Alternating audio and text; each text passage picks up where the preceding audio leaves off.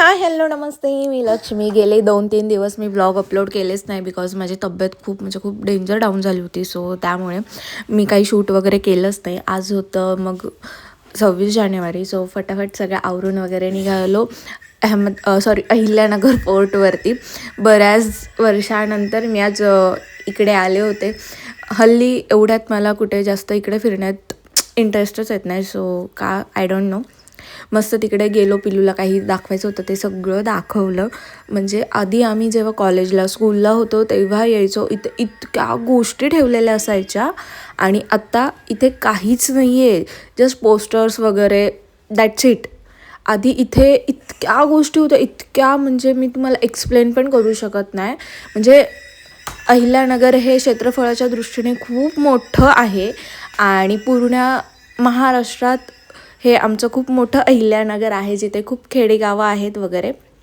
हे होतं लाल बहादूर शास्त्रींचा बेड वगैरे, अशा म्हणजे एकदम छोट्या छोट्या गोष्टी ठेवलेल्या होत्या इथे. हा होता आमचा पूर्ण अहिल्यानगरचा भुईकोट किल्ला. ह्याचं इथं थोडासा मॉडेल टाईपमध्ये काहीतरी होतं.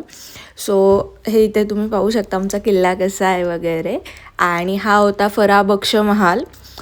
आज मला कळालं की हा फराबक्ष महाल एवढा सुंदर होता आणि लिटरली आता जर तिथे तुम्ही जाऊन पाहताल ना, काय अवस्था करून ठेवली आहे त्याची की सांगूही शकत नाही. मग मस्त ते इकडे फिरलं वगैरे. लिटरली आम्ही 20 ते 25 मिनटात किल्ला उलता पालता घालून बाहेर पण निघून गेलो.